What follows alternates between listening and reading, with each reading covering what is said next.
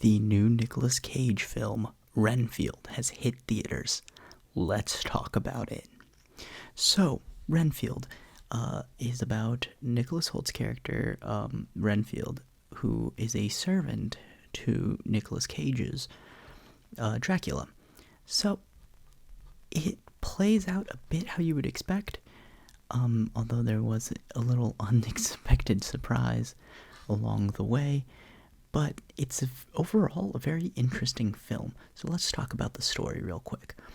So the story is Renfield has been helping Dracula for probably centuries at this point, and he has slowly become a little bit. He's been growing a little bit of a conscience lately, and he doesn't just want to feed him just good people after he stumbles upon this support group for people who are in abusive relationships. He sees himself a lot within the people of the group, so he decides to take on their monsters by feeding their monsters to his monster. It's quite a fun story. Like, there's not much to it, but it doesn't really need to have much to it.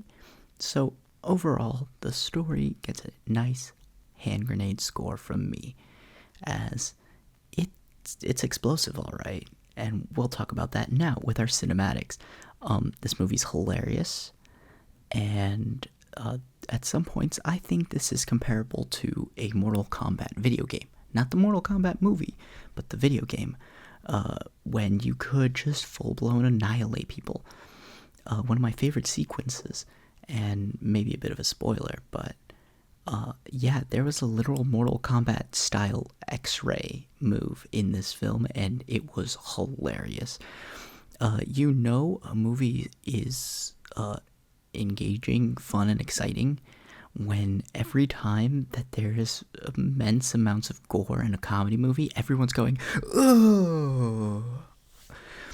When everyone's audibly reacting to a film, that's when you know everyone's enjoying it and having a fun time, and that's usually a cause of the cinematics.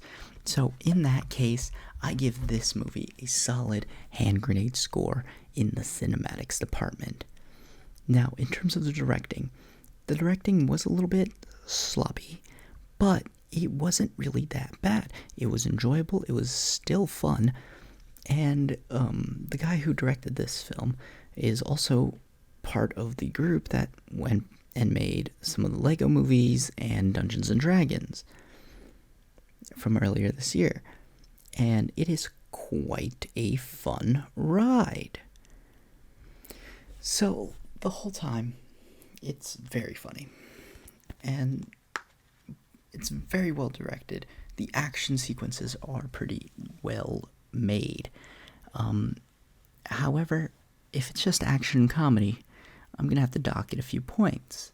Mostly due to the fact that it did at some points feel a little weird. But I don't know if it's the directing or if it's just the story they were telling and it had to slow down eventually. But let's give it a Hot Pocket score here. Now let's get on to the acting.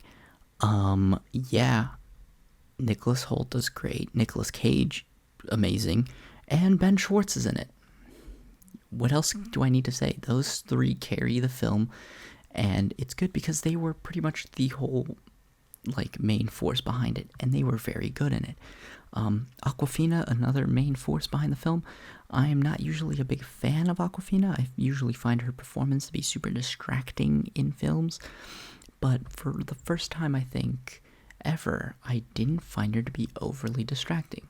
Because even in one of my favorite films that she is in, that she didn't super distract me from the plot, was Shang-Chi. And in that one, she did get a little bit of too side character, haha, make me funny gags. Like in this one, the comedy came from Ben Schwartz's character, from Nicolas Cage's character, Nicholas Hoult's character.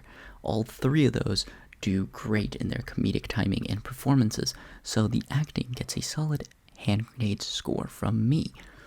Now, my expectations and experience with this film, I was expecting a fun ride, and this was much more fun than I was ever expecting. it's also way gorier than I was expecting, because apparently I don't think I saw a single Red Band trailer for this. I only saw the regular ones, which means when I saw this film, God, it's gory. It is not for the faint of heart. But because of all of that amazing action set pieces, how much I laughed, it is an easy hand grenade score here as well. And so, what does that mean? Renfield, another certified hand grenade movie of 2023. It's been a good year for movies so far. A lot of rewatchable ones, and not many stinkers. And let's keep it that way for the not many stinkers. So, other than that, subscribe, comment down below if you're planning on seeing Renfield. And other than that, I'll leave you guys to it.